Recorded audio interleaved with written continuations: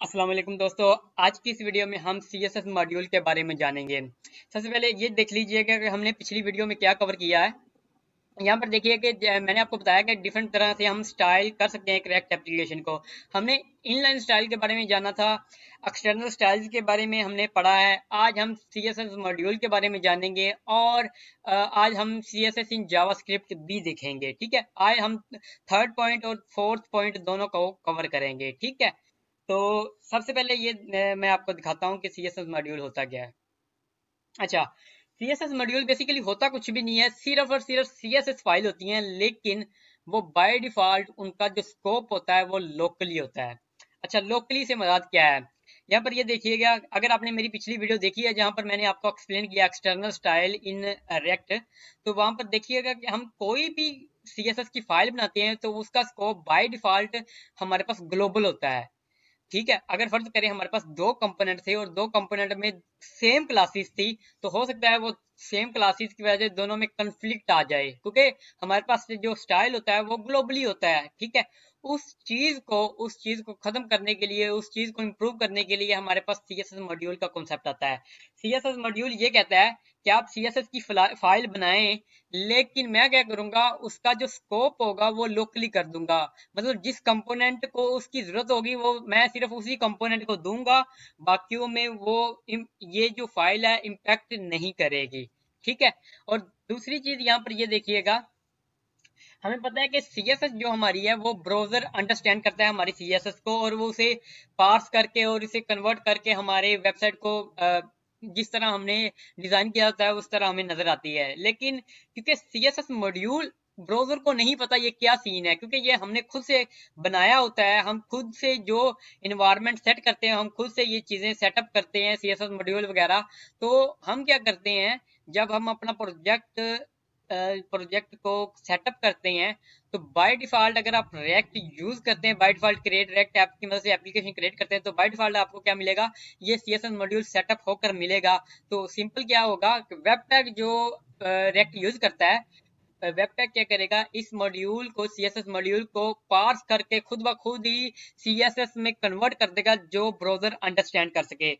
इसकी एग्जांपल इस तरह है कि जैसे हम सास यूज करते हैं, सास सास ब्राउजर को नहीं पता कि सास क्या चीज है, तो हम क्या कंपाइलर यूज करते हैं एक तरह का, कि सास को वो कंपाइल करके CSS फाइल में कन्वर्ट करता है। इसी तरह CSS मॉड्यूल जो हम यूज करते हैं वो ब्राउजर नहीं समझता, लेकिन हम उसे कंपाइल करके CSS फाइल में कन्वर्ट करते हैं। ठीक है, तो हम वो भी देखते हैं कि किस तरह ये सीन होता है, लेकिन अभी के लिए ये जान लीजिएगा कि CSS मॉड्यूल होता क्या है, सिर्फ CSS फाइल्स होती हैं, लेकिन उनका स्कोप लोकली होता है। मतलब जिस कंपोनेंट में हमने यूज करना है सिर्फ उसी तक वो स्कोप रहेगा, बाकी कंपोनेंट में इसका इम्पैक्ट नहीं पड़ेगा। ठीक है, अच्छा, नेक्स्ट मूव करते हैं। मैं आपको छोटी सी एग्जांपल यहाँ पर दिखाना चाहता हूँ।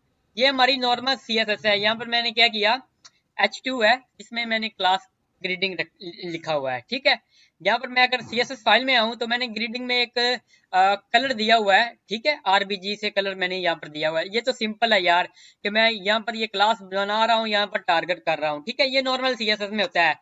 लेकिन React के अंदर CSS मॉड्यूल जब हम क्रिएट करेंगे, तो वो हम किस तरह क्रिएट करेंगे और उसको किस तरह यूज करेंगे CSS हमारी React के कंपोनेंट के अंदर, ठीक है, वो हम अभी देखते हैं। इसकी CSS मॉड्यूल की एग्जांपल देखिएगा। फर्ज करें मैंने एक CSS की फाइल बनाई, यहाँ पर एक डिफरेंस चेक करिएगा। डिफरेंस क्या है मैं आपको दिखाता हूँ। यहाँ पर ये देखिएगा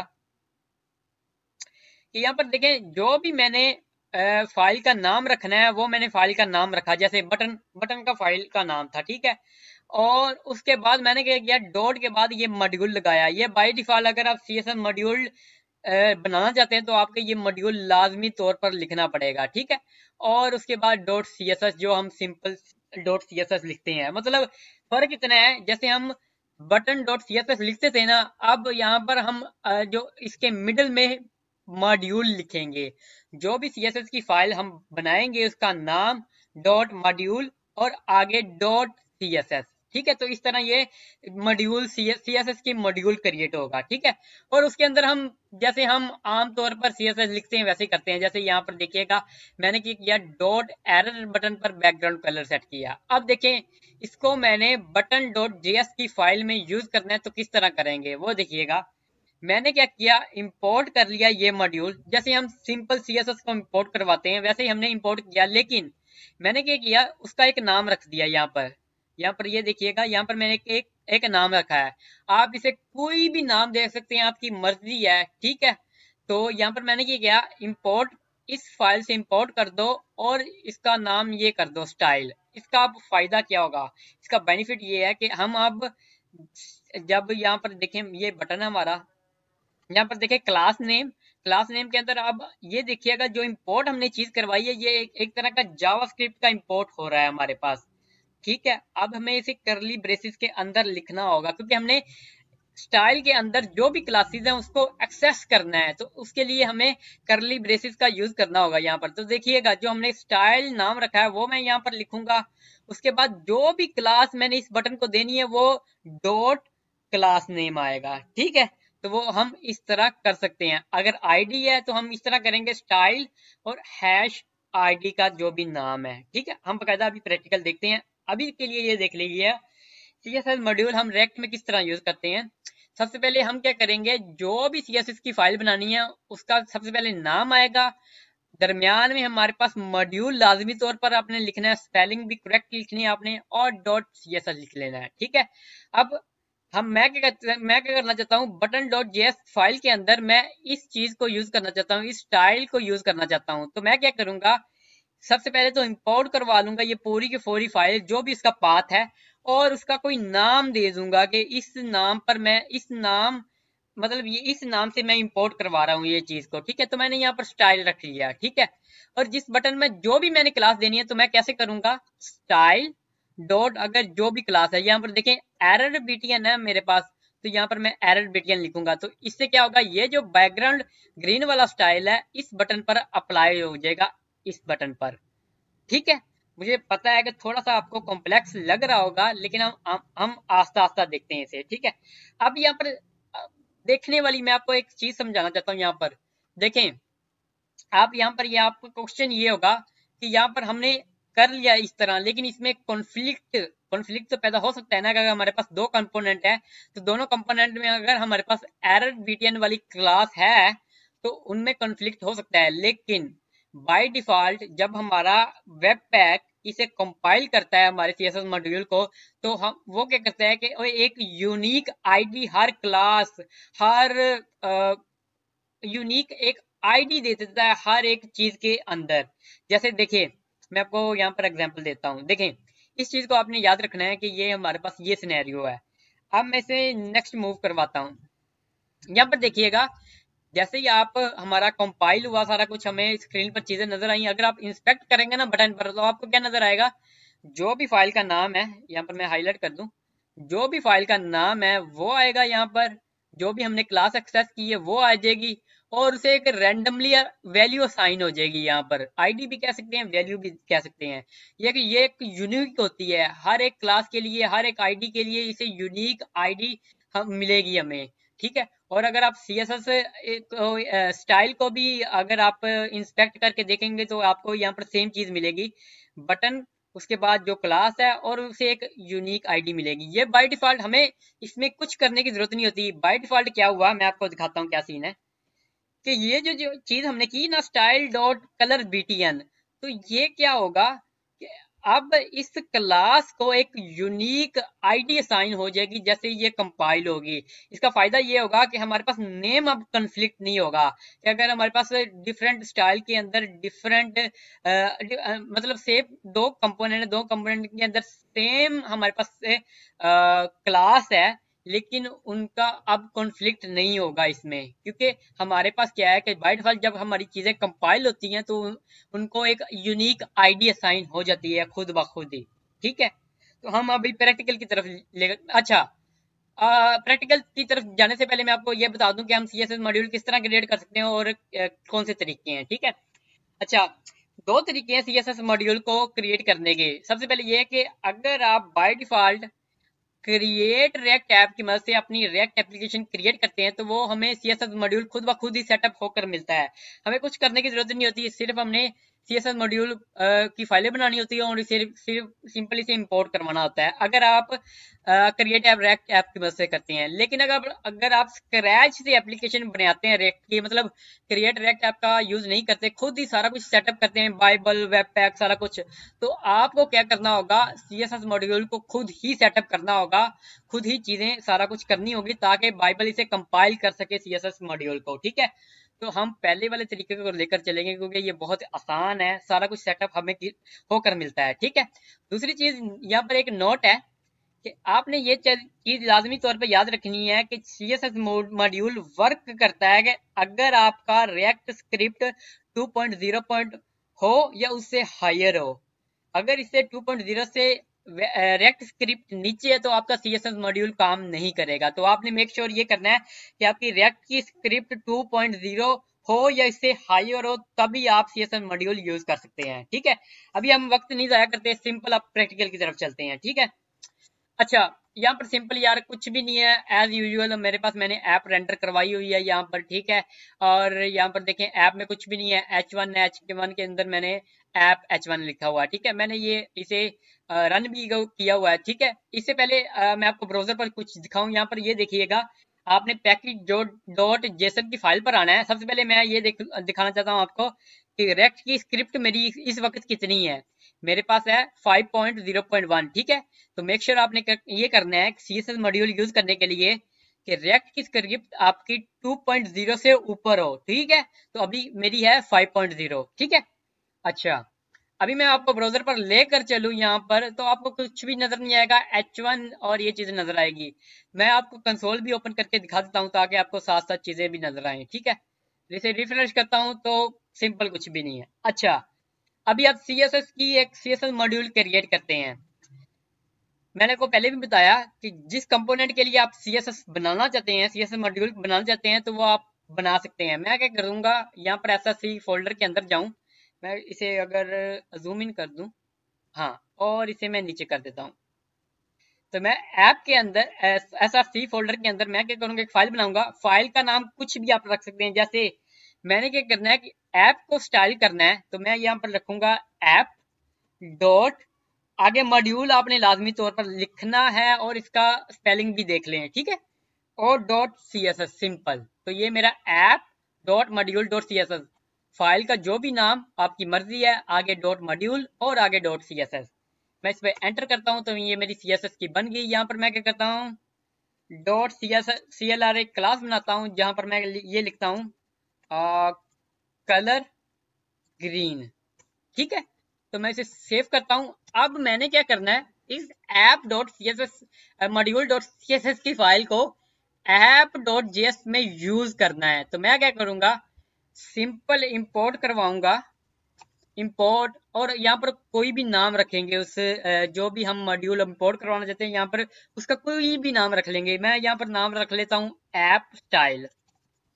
ऐप स्टाइल फ्रॉम कहाँ से, डॉट स्लैश, आपने वहां पर पाथ देना है। ठीक है, तो मेरा क्योंकि जहां पर मेरी ऐप डॉट JS है वहां पर ही मेरी CSS की ये फाइल है, तो मैं यहाँ पर करूंगा dot slash app dot module dot CSS। तो आपने इस तरह करना है, इंपोर्ट, आगे कोई भी इसे इंपोर्ट को कोई भी नाम दे देना है। मैंने यहाँ पर ऐप स्टाइल रख लिया। ठीक है, फ्रॉम, हम ये वाली CSS मॉड्यूल इंपोर्ट करवाना चाहते हैं। ठीक है, अब मैं क्या कहता हूँ, मैं ये करना चाहता हूँ कि जो CSS मॉड्यूल के अंदर CLR है ना, CLR जो क्लास है, वो मैं H1 को देना चाहता हूँ, H1 को। तो इसको देने का तरीका क्या है, ये देखिए, क्योंकि क्लास है ना, मुझे पता है ये क्लास है, तो मुझे इस तरह करना होगा, इस तरह।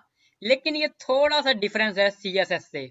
इंस्टेड मैं यहाँ पर ये CLR लिखूं, मुझे क्या करना होगा, करली ब्रेसिस के अंदर सबसे पहले तो मुझे ये चीज लिखनी होगी, ये चीज ऐप स्टाइल के अंदर क्या है, ऐप स्टाइल के अंदर हम जो भी यहाँ पर कोड लिखेंगे, जैसे यहाँ पर मैं कुछ जब मैं यहाँ पर लिखता हूँ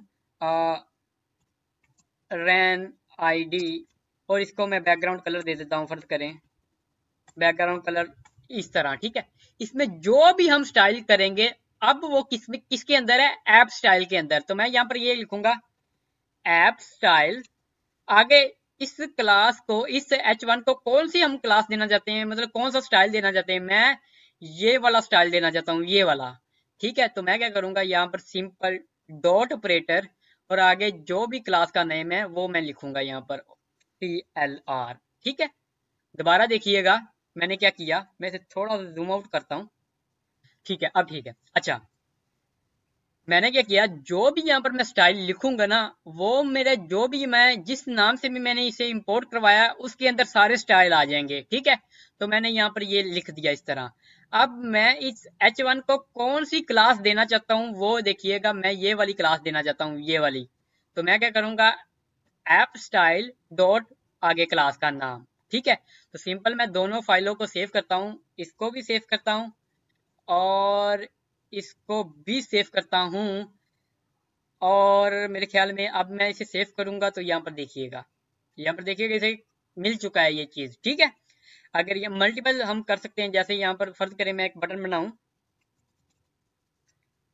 बटन तो नहीं, यहाँ पर पैराग्राफ बना लेता हूँ और उसमें बैकग्राउंड कलर दे देता हूँ, बैकग्राउंड कलर जैसे बैकग्राउंड। ठीक है, और सिंपल मैं इसमें क्लास डिफाइन करता हूँ। क्लास यहाँ पर मैं क्या कर देता हूँ, यहाँ पर मैं लिखता हूँ डॉट पैरा, कोई भी क्लास का नाम। ठीक है, इसमें मैं कह देता हूँ बैकग्राउंड कलर, मेरे ख्याल में ये ठीक है, एक्वा बैकग्राउंड कलर। ठीक है, तो अब मुझे ये जो क्लास है ना, ये जो क्लास मुझे अब इस पैराग्राफ में देनी है, तो मैं क्या करूंगा, सिंपल सबसे पहले करली ब्रेसिस का यूज करूंगा। उसके बाद ऐप स्टाइल आपने लिखना है, ऐप स्टाइल के अंदर सारी स्टाइल हैं जो भी हमारी app dot C S S dot C module dot C S S के अंदर है। ठीक है, डॉट आगे कौन सी क्लास, पैरा, डॉट पैरा। ठीक है, तो इसे मैं सेव करता हूँ। सेव करने के बाद देखिएगा, तो यहाँ पर देखिए बैकग्राउंड कलर इसे मिल चुका है। ठीक है, अभी मैं आपको एक चीज दिखाना चाहता हूँ, वो ये कि मैंने आपको कहा था बाय डिफॉल्ट जब ये कंपाइल होती है तो इसे यूनिक एक आईडी मिल जाती है। ठीक है, वो देखिएगा, आपने क्या करना है, इस एलिमेंट पर इंस्पेक्ट करना है। मैंने इस पर इंस्पेक्ट किया तो यहाँ पर देखिएगा कुछ आपको चीज नजर आ रही है, यहाँ पर देखिएगा ऐप नजर आ रही है, CLR नजर आ रहा है, उसके बाद कुछ आपको रैंडमली असाइन कुछ जनरेटेड वर्ड मिल रहे हैं। ठीक है, वो देखिएगा वो किस तरह जनरेट, वो किस तरह होता है, देखें जो भी हम CSS मॉड्यूल का फाइल का नाम लिखेंगे ना, वो सबसे पहले आ जाता है यहाँ पर देखिएगा, यहाँ पर वो चीज आ जाती है यहाँ पर। ठीक है, उसके बाद जो भी हम क्लास या आईडी को एक्सेस कर रहे हैं वो यहाँ पर आ जाती है, और उसके बाद रैंडमली कुछ जनरेट वर्ड होकर हमें यहाँ पर अटैच होकर मिलते हैं। ठीक है, इसका फायदा हमें ये होता है कि अब हमारा नेम कन्फ्लिक्ट नहीं आएगा। क्यों क्यों क्योंकि ये चीज हर दफा चेंज होगी डिफरेंट फाइल के अंदर। ठीक है, दोबारा देखिएगा ये किस तरह क्रिएट होता है, मैं आपको दोबारा दिखाता हूँ, एक मिनट। हमने इसका नाम क्या रखा है, app dot module dot C S S. ठीक है, तो बाय डिफॉल्ट जो भी हम यहाँ पर फाइल का नाम रखते हैं ना, वो फाइल का नाम आ जाता है। उसके बाद जो भी हमारे पास हमने जो भी क्लास एक्सेस की है ना, वो क्लास आ जाती है।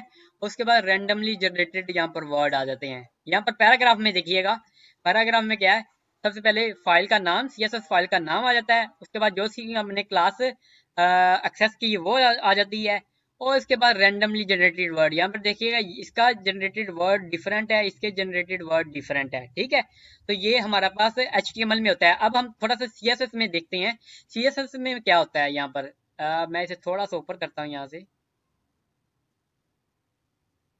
यहाँ पर देखिएगा, ये चेक करिएगा, ये चेक, यहाँ पर देखिएगा, ये देखिएगा ऐप का नाम आया, उसके बाद क्लास का नाम आया, और उसके बाद ये रैंडमली जनरेटेड वर्ड मिले हमें।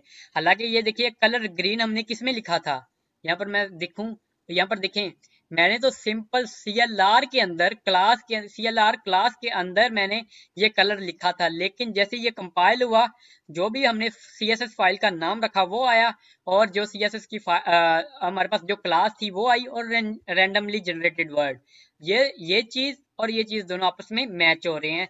इसका फायदा मैंने आपको पहले भी बताया, अब हमारे पास नेम कॉन्फ्लिक्ट नहीं आएगा, क्लास नेम कॉन्फ्लिक्ट या कुछ भी हमारे पास कॉन्फ्लिक्ट नहीं आएगा। ठीक है, अभी मैं आपको एक्सपेरिमेंट करके दिखाता हूँ। अभी आप देखेंगे ना, यहाँ पर अगर मैं इस पर भी क्लिक करूँ पैराग्राफ पर, तो यहाँ पर देखिएगा, यहाँ पर ये देखिएगा, तो यहाँ पर भी वैसे ही सेम सिनेरियो है। ठीक है, तो ये हम खुद से नहीं करते, ये वेब पैक हमें ये खुद से करके दे देता है। मैं आपको अब दिखाता हूँ, मैं बार बार कह रहा हूँ कि क्लास कॉन्फ्लिक्ट नहीं आएगा, क्लास कॉन्फ्लिक्ट नहीं आएगा, इससे मुराद क्या है देखिएगा। मैं क्या करता हूँ, यहाँ एक फाइल बनाता हूँ या कंपोनेंट बनाता हूँ, इसका नाम मैं लिख देता हूँ कंपोनेंट ए डॉट जेएस। ठीक है, तो क्विकली मैं इसे करवा देता हूँ कंपोनेंट ए। ठीक है, और इसमें रिटर्न करवा देता हूँ सिंपल मैं एच3 रिटर्न करवाता हूँ। ठीक है, और मैं लिख देता हूँ कंपोनेंट ए। ठीक है, सिंपल। और इसको मैं क्या करता हूँ कि एक्सपोर्ट भी करवा लेता हूँ, एक्सपोर्ट डिफॉल्ट और कंपोनेंट ए। ठीक है, तो और अब मैं क्या करता हूँ, ऐप के अंदर इसे यूज करता हूँ, पैराग्राफ के नीचे मैं यूज कर लेता हूँ। ठीक है, कंपोनेंट ए, और उसके बाद यहाँ पर मेक श्योर आपने ये इंपोर्ट करवा लेना है। ठीक है, ये इतना तो आपको पता ही है। अगर मैं सेव करूँ, सेव करने के बाद अब आप अभी आपको दिखाऊं तो आपको क्या नजर आएगा, ये चीज नजर आएगी। ठीक है, मैं इसे थोड़ा सा ना इस तरह कर लेता हूँ। ठीक है, अभी देखिएगा कंपोनेंट ए के अंदर मैं चलता हूँ, मैं क्या करता हूँ, जो ये क्लास है ना app dot module dot C S S के अंदर जो ये क्लास है ना CLR, अब मैं यहाँ पर इसे डिफाइन करता हूँ। जैसे मैं लिख देता हूँ क्लास नेम CLR। अब देखिएगा कंपोनेंट जो app dot module dot C S S के अंदर CLR है ना, वो मैंने यहाँ पर इस तरह रख ली। ठीक है, तो मैं इसे सेव करता हूँ।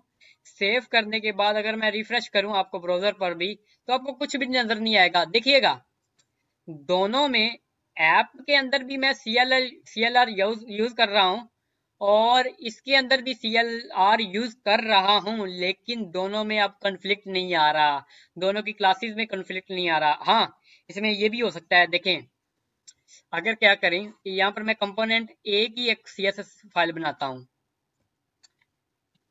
कंपोनेंट ए डॉट मॉड्यूल डॉट CSS। ठीक है, जो भी फाइल का नाम डॉट मॉड्यूल डॉट CSS, इसमें मैं डॉट CLR लिखता हूँ। ठीक है, डॉट CLR, और इसमें कलर मैं कर देता हूँ कलर ब्लैक। ठीक है, अब देखिएगा यहाँ पर मैं समझाना क्या चाहता हूँ आपको, यहाँ पर देखिएगा ऐप वाली जो CSS है उसमें भी CLR है, लेकिन उसमें कलर क्या है, ग्रीन है। यहाँ पर देखिएगा, और मेरी कंपोनेंट मॉड्यूल डॉट CSS के अंदर CLR सेम क्लास है, लेकिन उसका कलर है ब्लैक। अब देखिएगा कि मैं क्या करूँ, ऐप के अंदर मैं CLR लिख रहा हूँ इस तरह।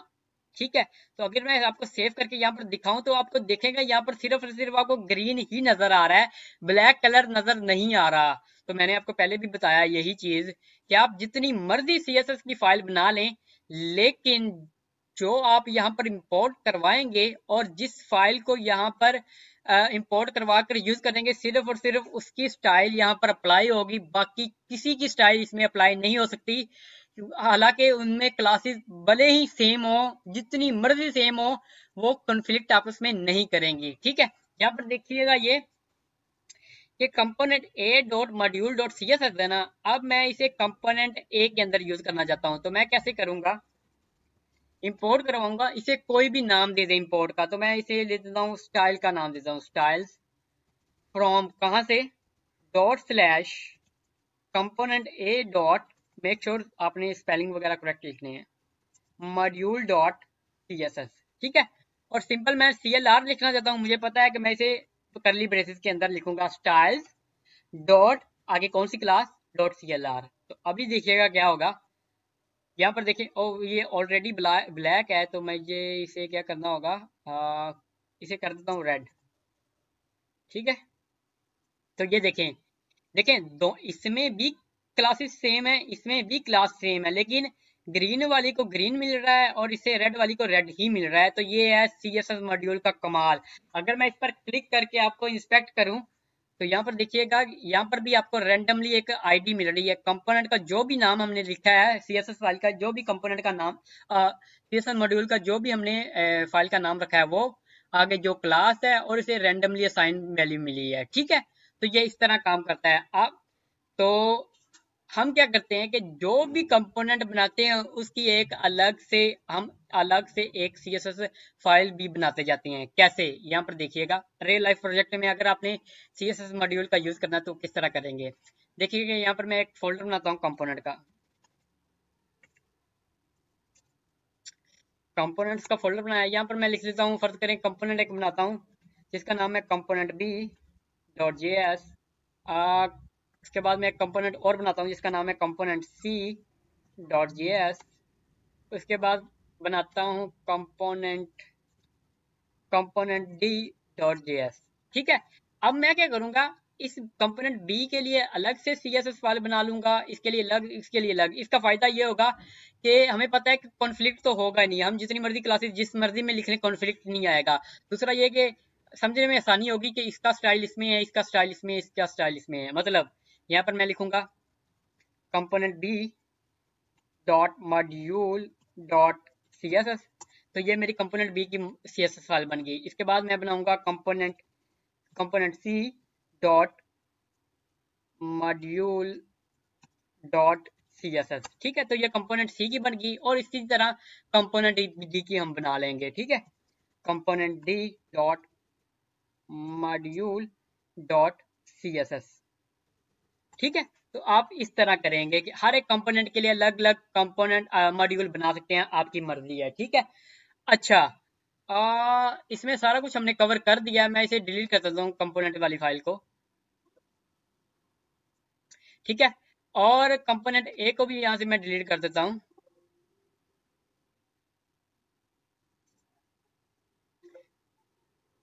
ठीक है, अब सिर्फ ऐप की फाइल है और ऐप की हमारे पास CSS मॉड्यूल है। ठीक है, अगर मैंने यहाँ पर जैसे यहाँ पर मैंने आईडी लिखी है, तो यहाँ पर अगर मैं इस आईडी को किसी पैराग्राफ के अंदर स्टाइल करना चाहता हूँ आईडी के थ्रू, तो वो मैं किस तरह कर सकता हूँ।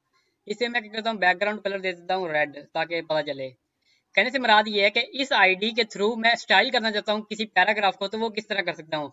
नॉर्मली हम किस तरह करते हैं, जैसे हम नॉर्मली CSS में हम आईडी इज इक्वल टू और आईडी का जो भी नाम है, जैसे यहाँ पर है रेन आईडी। ठीक है, तो वो यहाँ पर हम लिख लेते हैं यहाँ पर इस तरह। लेकिन हमें पता है कि अभी क्या सीन है। अब सीन ये, ओ इसे मैं रेज कर दूं क्योंकि मैंने इसे डिलीट कर दिया। ठीक है, अब सीन ये है कि ऐप स्टाइल के अंदर हमारा सारा का सारा CSS का स्टाइल है। तो हम क्या करेंगे, यहाँ पर इंस्टेड ये चीज करने के, यहाँ पर हम करली ब्रेसेस लिखेंगे, ऐप स्टाइल लिखेंगे, डॉट जो डॉट। अब हमने यहाँ पर देखिएगा, देखने वाली चीज ये है कि यहाँ पर हमने डॉट लगाना है कि हैश लगाना है। तो एनी गेस करें कि यहाँ पर डॉट या हैश आएगा। ठीक है, तो सबसे पहले हम डॉट से देखते हैं, डॉट से अगर मैं इसे डॉट से एक्सेस करना चाहूँ तो क्या होगा। तो मैं इसे डॉट से इस आईडी को एक्सेस किया, तो मैं इसे सेव करता हूँ। सेव करने के बाद अगर मैं आपको लेकर चलूँ, तो यहाँ पर देखिएगा बैकग्राउंड कलर, बैकग्राउंड कलर में क्या आ रहा है हमारे पास, वही जो हम स्टाइल करना चाहते थे। ठीक है, अगर मैं इसे हैश से एक्सेस करना चाहूँ, तो यहाँ पर देखिएगा क्या सीन है, आपको एरर नजर आ रहा है। ठीक है, हालांकि आपके लिए ये कंफ्यूजन होगा कि यहाँ पर तो ये हैश है, लेकिन हम इसे डॉट से क्यों कर रहे हैं, क्योंकि यहाँ पर देखिएगा कि ऐप स्टाइल हर एक चीज को एज अ ऑब्जेक्ट की तरह ट्रीट करेगा, उसे एक्सेस करेगा एज ऑब्जेक्ट। तो वो हम ऑब्जेक्ट को डॉट ऑपरेटर से एक्सेस करते हैं। ठीक है, तो हमने हर लाजमी तौर पर डॉट ऑपरेटर लगाना पड़ेगा, चाहे हम आईडी एक्सेस कर रहे हैं, चाहे हम क्लास एक्सेस कर रहे हैं, या चाहे हम जो भी एक्सेस कर रहे हैं। ठीक है, तो हमें डॉट ऑपरेटर लगाना पड़ेगा। ठीक है, तो यहाँ पर देखिए इसे बैकग्राउंड कलर मिल चुका है, और अगर इस पर इंस्पेक्ट करेंगे तो आपको यहाँ पर चीज नजर आएगी। देखें ऐप, उसके बाद जो भी हमारे पास आईडी का नाम था वो, और उसे रैंडमली कोई वैल्यू साइन हुई है। ठीक है, तो ये बेसिकली हमारे पास है CSS मॉड्यूल, किस तरह हम यूज कर सकते हैं हमारे प्रोजेक्ट में। ठीक है, लास्ट ऑफ ऑल हमारे पास क्या है, लास्ट ऑफ ऑल ये है CSS इन जावास्क्रिप्ट। तो बेसिकली ये जो CSS इन जावास्क्रिप्ट है, ये रिएक्ट का एक कॉन्सेप्ट नहीं है। ये बेसिकली ये है कि हम थर्ड पार्टी लाइब्रेरी को किस तरह इम्बेड कर सकते हैं जावास्क्रिप्ट के कोड में। मतलब जावास्क्रिप्ट के कोड में हम किस तरह स्टाइल उसे कर सकते हैं, ये basically style CSS in JavaScript से मुराद ये है कि ये एक तरह का पैटर्न है जिसमें हम CSS को कंपोज करते हैं जावास्क्रिप्ट के अंदर। मतलब हम देखें ना, इंस्टेड के एक्सटर्नल फाइल लिखने की बजाय जो हमारी जावास्क्रिप्ट की फाइल है उसी के अंदर ही अगर हम स्टाइल सारा लिख दें, तो ये है CSS इन जावास्क्रिप्ट। ठीक है, बेसिकली दोबारा मैं आपको समझाता हूँ, ठीक है। इंस्टेड कि आप .css की अलग से फाइल बनाएं, हम क्या करते हैं, जावास्क्रिप्ट का जो भी कोड लिखा होता है उसके अंदर ही हम सारी की सारी स्टाइल लिख दें, वो होती है CSS इन जावास्क्रिप्ट। ये बेसिकली थर्ड पार्टी हमें ये चीज, ये फैसिलिटीज प्रोवाइड करती है। थर्ड पार्टी हमारे पास लाइब्रेरी कुछ है जिसमें ग्लोमिनस से आ जाता है, स्टाइल कंपोनेंट आ जाता है, इमोशन आ जाता है, ठीक है। तो मैंने स्टाइल कंपोनेंट का यूज किया हुआ है, मैं आपको एग्जांपल दे देता हूँ, लेकिन इसका आप इसे अभी ना सीखें, ठीक है। अगर आप सीखना चाहते हो तो सीख लें, लेकिन अभी के लिए मैं आपको रिकमेंड करूंगा कि ना सीखें अभी के लिए, ठीक है। आप बाद में सीख लीजिएगा जब आपको रेक्ट आनी शुरू हो गई, ठीक है। तो मैंने स्टाइल कंपोनेंट का यूज किया हुआ, मैं आपको छोटी सी एग्जांपल दे देता हूँ, ठीक है। सबसे पहले क्या करना होगा, सबसे पहले तो मैं इस ऐप को यहाँ से ना खत्म कर देता हूँ, रेज कर देता हूँ, ठीक है। और यहाँ से इसे भी एंड कर देता हूँ, ठीक है। और इसको भी मैं एंड कर देता हूँ यहाँ से, ठीक है। ये मेरे पास सिंपल है। सबसे पहले अगर मैंने इनमें से कोई भी लाइब्रेरी यूज करनी है, सबसे पहले तो इसको मुझे इंस्टॉल करना होगा रेक्ट के अंदर, ठीक है। अगर मैंने स्टाइल कंपोनेंट का यूज किया हो तो मुझे पता है कि मैं क्या करूंगा, कमांड लिखूंगा import, यहाँ पर आप अगर npm की थ्रू करना चाहते हैं, npm इंस्टॉल स्टाइल कंपोनेंट, इस तरह मतलब आप क्या करेंगे, कमांड लाइन पर चलेंगे, कमांड लाइन में npm इंस्टॉल स्टाइल कंपोनेंट लिखेंगे, तो ये थर्ड पार्टी लाइब्रेरी हमारी अब रेक्ट के अंदर इंस्टॉल हो गई है, ठीक है। तो सिंपल आप क्या करेंगे, इंपोर्ट करवा लेंगे स्टाइल को, इस तरह हम यूज करते हैं, import styled from style component, styled component, ठीक है। जैसे आप लाइब्रेरी यूज करेंगे ना, इंस्टॉल करेंगे, तो आपके पास ये हिंट आने शुरू हो जाएंगे स्टाइल कंपोनेंट से, ठीक है। अब देखिएगा, इस डिव को मैंने स्टाइल करना है, तो इसका अब देखिएगा, इसी जावास्क्रिप्ट के अंदर मैं स्टाइल करूंगा, कैसे, मैं करूंगा एक कॉन्स्ट मैं कर दूंगा इसे, इसका नाम रख लेता हूं मैं div is equal to styled dot, क्योंकि यहाँ पर मैं डिव को स्टाइल करना चाहता हूँ, तो यहाँ पर मैं डिव लिखूंगा और ये बैकटिक का यूज करूंगा, और इसके अंदर मैं स्टाइल यूज करूंगा, जैसे मैं लिखूंगा कलर रेड, ठीक है। और कॉमा डालकर आगे जो भी प्रॉपर्टी लिखना चाहता हूँ वो मैं यहाँ पर लिखूंगा, ठीक है। अब इस डिव को इंस्टेड ये मैं डिव लिखूं, अब मैं इस डिव को इस डिव की जगह पर रख दूंगा ऐसे, ठीक है। तो ये बेसिकली हम क्या कर रहे हैं, यहाँ पर डिव क्रिएट, क्योंकि स्टाइल डॉट डिव लिखा ना, इससे मराद ये है कि यहाँ पर अब ये डिव आ गया और उसके अंदर ये स्टाइल आ जाएगा, ठीक है। इसी तरह अगर आप फर्ज करें, पैराग्राफ को स्टाइल करना चाहते हैं, जैसे पैराग्राफ को, तो उसका पहले मैं नाम लिखूंगा, जैसे यहाँ पर एक मिनट में थोड़ा सा नीचे कर देता हूँ यहाँ से, जैसे मैं लिखूंगा कॉन्स्ट पैरा, कोई भी नाम रख लूंगा, ठीक है। तो यहाँ पर मैं लिखूंगा स्टाइल, पैराग्राफ को करना चाहते हैं डॉट पी टैग, ठीक है।